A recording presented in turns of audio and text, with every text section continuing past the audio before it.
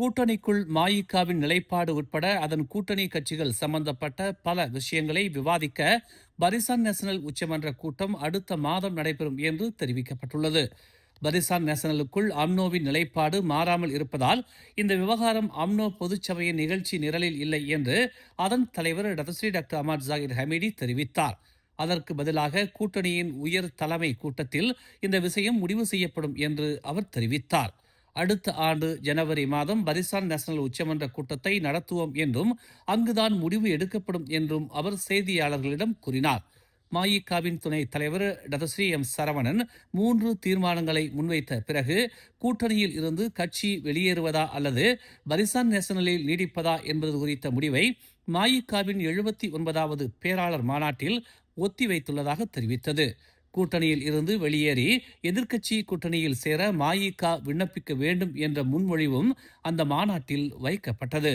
இதனிடையே உச்சமன்ற கூட்டத்தில் விவாதிக்கப்படும் வரை பரிசான் நேஷனலுக்குள் மஇக உடனான அம்னோவின் உறவு மாறாமல் உள்ளது என்று ஜாகிர் வலியுறுத்தினார். பரிசானின் மற்றொரு கூட்டணி கட்சியான எம்சிஏ 16வது பொதுத் தேர்தலில் டிஏபி உடன் பரிசான் இணைந்து செயல்பட்டால் கூட்டணியில் இருந்து விலகுவதற்கான தீர்மானத்தை நிறைவேற்றி இதே போன்ற உணர்வுகளை வெளிப்படுத்தியது. இந்நிலையில் வரவிருக்கும் பரிசான் நேஷனல் உச்சமன்ற கூட்டம் பெரும் எதிர்பார்ப்பை உண்டு பண்ணியுள்ளது. மலாக்காவில் ஹலால் சான்றளிக்கப்பட்ட உணவகங்கள் மற்றும் ஹோட்டல்களில் கிறிஸ்துமஸ் அலங்காரங்களுக்கு விதிக்கப்பட்டதாக கூறப்படும் தடையை தொடர்ந்து வணிகங்கள் சுமூகமாக இயங்க அனைத்து மட்டங்களிலும் அரசாங்க நடைமுறைகளில் தெளிவு தேவை என்று தொழில் முனைவோர் மேம்பாடு மற்றும் கூட்டுறவுத்துறை அமைச்சர் ஸ்டீவன் சிம் அழைப்பு விடுத்துள்ளார். இன்று முன்னதாக மத விவகாரத்துறை அமைச்சர் ஜுல்கிஃப்லி ஹசான் கிறிஸ்துமஸ் உட்பட முஸ்லிம் அல்லாத பண்டிகைகளுக்கு ஹலால் சான்றளிக்கப்பட்ட நிறுவனங்கள் அலங்காரங்களை காட்சிப்படுத்த அனுமதிக்கப்படுவதாக கூறியதை தொடர்ந்து சிம் இவ்வாறு தெரிவித்துள்ளார். ஜுல்கிஃப்லியின் விளக்கத்தை மதிக்க வேண்டும் என்றும் புதிய வழிகாட்டுதல்களில் இதை சேர்க்க வேண்டும் என்றும் அவர் கூறினார். இனம், மதம், மாநிலம் மற்றும் பிரதேசங்களை பொருட்படுத்தாமல் மலேசிய வணிகங்கள் தொடர்ந்து செழிக்க முடியும் என்பதை உறுதி செய்ய வேண்டிய நேரம் இது என்று வலியுறுத்திய அவர், குறிப்பாக அதிக எண்ணிக்கையிலான சிறு குறு நிறுவனங்களை உள்ளடக்கிய உணவு மற்றும் ஹோட்டல் துறைகளில் இது மிக முக்கியம் என்று அவர் ஒரு அறிக்கையில் தெரிவித்துள்ளார். இந்த ஆண்டு மலேசியாவில் சைபர் குற்றச் சம்பவங்கள் மிக அதிகமாக பதிவாகி உள்ளதாக தெரிவிக்கப்பட்டுள்ளது. செப்டம்பர் மாதம் வரை நாடு முழுவதும் 5735 சம்பவங்கள் பதிவாகி உள்ளன. இது டிஜிட்டல் பாதுகாப்பு அச்சுறுத்தல்களை ஏற்படுத்தி உள்ளது என்று இலக்கவியல் அமைச்சகத்தின் பொதுச் செயலாளர் ஃபெபியன் ஃபிகாட் தெரிவித்துள்ளார். சைபர் பாதுகாப்பு சம்பவ மறுமொழி மையத்தின் தரவுகளின்படி கடந்த ஆண்டு இதே காலகட்டத்துடன் ஒப்பிடும் போது இந்த எண்ணிக்கை 1000க்கும் மேல் அதிகரித்துள்ளதாக சுட்டிக்காட்டப்பட்டுள்ளது என்று அவர் கூறினார். இவ்வாண்டு நவம்பர் மாதம் வரை ஆன்லைன் மோசடி வழக்குகளில், குறிப்பாக தொலைத்தொடர்பு மோசடிகளில் ஆயிரக்கணக்கானோர் பாதிக்கப்பட்டுள்ளதாகவும் நாடு முழுவதும் 700 மில்லியனுக்கும் அதிகமான இழப்பு ஏற்பட்டுள்ளதாகவும் போலீசார் தெரிவித்துள்ளனர். மற்ற வகையான மோசடிகளுடன் ஒப்பிடும் போது தொலைத்தொடர்பு குற்றங்கள் அதிகம் என்று தெரிவிக்கப்பட்டுள்ளது. மலேசியாவில் 2024ஆம் ஆண்டில் இறப்புக்கான முக்கிய காரணமாக இஸ்கிமிக் இதய நோய் தொடர்ந்து இருந்ததாக தெரிவிக்கப்பட்டுள்ளது. இது 17,421 இறப்புகள் அல்லது மருத்துவ ரீதியாக சான்றளிக்கப்பட்ட இறப்புகளில் 13 விழுக்காடு என்று மலேசிய புள்ளி விவரத்துறை தெரிவித்துள்ளது. கடந்த ஆண்டு நாடு முழுவதும் மொத்தம் 1,98,992 இறப்புகள் பதிவாகி உள்ளதாக தலைமை புள்ளி விவர நிபுணர் டாக்டர் முகமது உசீர் மகிடின் தெரிவித்துள்ளார். மலாய்க்காரர்கள் மற்றும் இந்தியர்கள் மத்தியில் இஸ்கிமிக் இதய நோய் தொடர்ந்து மரணத்திற்கு முக்கிய காரணமாக உள்ளது. மலாய்க்காரர்கள் மத்தியில் 10,291 இறப்புகளும் இந்தியர்கள் மத்தியில் 2,161 இறப்புகளும் பதிவாகி உள்ளதாக முகமது உசீர் தெரிவித்தார். சீனா மற்றும் பிற பூமிபுத்திர சமூகங்களை பொறுத்தவரை நிமோனியா மரணத்திற்கு முக்கிய காரணமாக இருந்துள்ளது. ஷா ஆலமில் 2 இந்தோனேசிய பிரஜைகளை கட்டாய உழைப்புக்கு உட்படுத்தி உழைப்பை சுரண்டிய குற்றச்சாட்டில் ஒரு தாயும் அவரது மகளும் கைது செய்யப்பட்டுள்ளனர். காயங்கான் ஹைட்ஸில் உள்ள ஒரு குடியிருப்பு இடத்தில் வியாழக்கிழமை நடத்தப்பட்ட சோதனையை தொடர்ந்து அவ்விருவரும் கைது செய்யப்பட்டதாக ஷா ஆலம் காவல்துறை தலைவர் ராம்சே எம்போல் தெரிவித்தார். இதன் விளைவாக 48 மற்றும் 33 வயதுடைய 2 இந்தோனேசிய பெண்கள் மீட்கப்பட்டதாக அவர் கூறினார். பாதிக்கப்பட்டவர்களில் ஒருவர் 2 வருடங்களாகவும் மற்றொருவர் ஒரே முதலாளியின் கீழ் சுமார் 1 மாதமாகவும் பணிபுரிந்தது தெரிய வந்துள்ளதாக அவர் இன்று ஒரு அறிக்கையில் தெரிவித்தார்.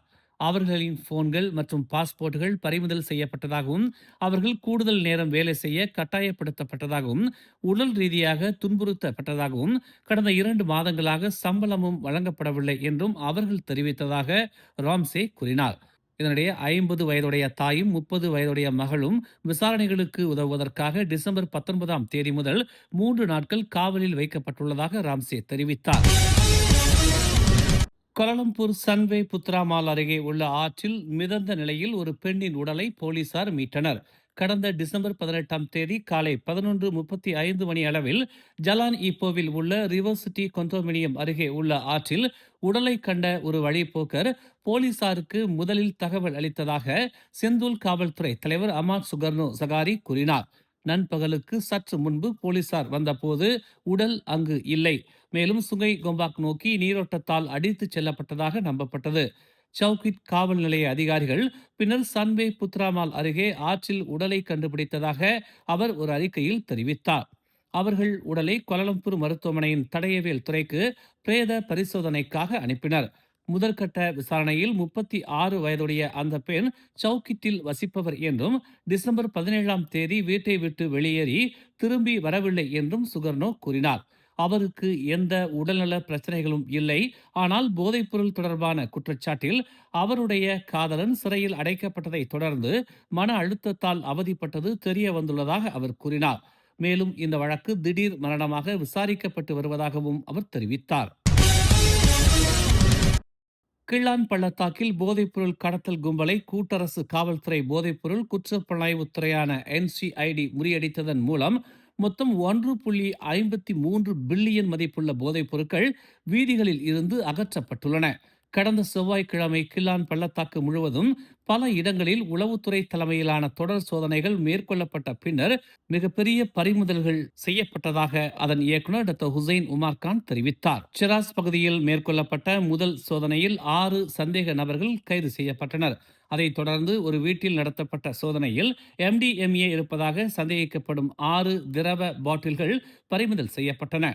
அதன் எடை 3 கிலோ என மதிப்பிடப்பட்டுள்ளது. தமான் டைட்டன் வியூ பகுதியில் நடந்த 2வது சோதனையில் சுமார் 738 கிலோ எடையுள்ள கொக்கைன் என சந்தேகிக்கப்படும் வெள்ளை பொடி, சுமார் 3303 கிலோ எடையுள்ள கொக்கைன் என சந்தேகிக்கப்படும் திரவம் மற்றும் பல்வேறு போதைப் பொருட்கள் பதப்படுத்தும் உபகரணங்களும் பறிமுதல் செய்யப்பட்டதாக அவர் கூறினார். காஜாங் சுங்கைச்சுவா தொழில்துறை பகுதியில் உள்ள வளாகத்தில் 3வது சோதனை மேற்கொள்ளப்பட்டதாகவும் அங்கு போலீசார் சுமார் 3024 கிலோகிராம் எடையுள்ள கெத்தமைன் என சந்தேகிக்கப்படும் வெள்ளை பொடி, சுமார் 10,067 கிலோ எடையுள்ள கெத்தமைன் என சந்தேகிக்கப்படும் திரவம் மற்றும் பல்வேறு போதைப்பொருள் பதப்படுத்தும் உபகரணங்களை பறிமுதல் செய்ததாகவும் ஹுசைன் மேலும் கூறினார். காஜாங்கில் உள்ள தமான் இண்டஸ்ட்ரி மேகா பண்டார் டெக்னாலஜியில் உள்ள வளாகத்தில் அடுத்தடுத்த சோதனை மேற்கொள்ளப்பட்டது. அங்கு போலீசார் 28 வெள்ளை சாக்குகளை பறிமுதல் செய்தனர். அதில் கத்தமைன் என சந்தேகிக்கப்படும் வெள்ளை பொடியால் நிரப்பப்பட்ட 1402 கிலோ எடையுள்ள 1400 மஞ்சள் பிளாஸ்டிக் பொட்டலங்கள், கூடுதல் போதைப்பொருள் பதப்படுத்தும் கருவிகள் ஆகியவை பறிமுதல் செய்யப்பட்டதாக அவர் தெரிவித்தார். கைப்பற்றப்பட்ட மொத்த போதைப் பொருட்களில் சுமார் 3 கிலோ எடையுள்ள MDMA, தோராயமாக 4041 கிலோ எடையுள்ள கொக்கைன் மற்றும் 14,493 கிலோ எடையுள்ள கெத்தமைன் ஆகியவை அடங்கும் என்று ஹுசைன் விளக்கினார். இந்த போதைப் பொருட்கள் சுமார் 68.5 மில்லியன் போதை பித்தர்களுக்கு தீங்கு விளைவித்திருக்கலாம் என்று அவர் சுட்டிக்காட்டினார். 6 சந்தேக நபர்களும் புதன்கிழமை முதல் 7 நாட்கள் காவலில் வைக்கப்பட்டுள்ளனர். 3,89,000 மதிப்புள்ள சொத்துகள் பறிமுதல் செய்யப்பட்டுள்ளன. ஆபத்தான மருந்துகள் சட்டம் 1988 கீழ் போலீசார் நடவடிக்கை எடுத்துள்ளதாகவும் ஹுசைன் கூறினார். மேலும் லாரி உட்பட பல வாகனங்களும் பறிமுதல் செய்யப்பட்டுள்ளன. தேசிய வகை பண்டார் மக்கோத்தா செராஸ் தமிழ் பள்ளியின் நேர்த்தி நிறைநாள் விழா 2025 அப்பள்ளியில் வெகு சிறப்பாக நடைபெற்றது. ஆசிரியர் குழுவினரின் அர்ப்பணிப்பில் பெற்றோர் ஆசிரியர் சங்கம் மற்றும் பள்ளி மேலாளர் வாரியத்தின் ஆதரவில் சிறப்பாக நடைபெற்ற இந்த நிகழ்வில் ஓம்ஸ் அறவாரிய தலைவரும் மலேசிய அரிமா சங்கத்தின் தோற்றுநருமான ஓம்ஸ் ப தியாகராஜன், செனட்டர் சரஸ்வதி கந்தசாமி மற்றும் அரசு அதிகாரிகள் உள்ளிட்ட பல முக்கிய பிரமுகர்கள் கலந்து கொண்டு சிறப்பித்தனர். நிகழ்வில் பேசிய ஓம்ஸ் ப தியாகராஜன் மாணவ செல்வங்களுக்கு வாழ்த்துகளையும் பாராட்டுகளையும் தெரிவித்துக் கொண்டதோடு தமிழ் பள்ளியில் ஆரம்ப கல்வியை பெற்றதற்காக மாணவர்களுக்கும் அவர்களின் பெற்றோருக்கும் நன்றியை தெரிவித்துக் கொண்டார்.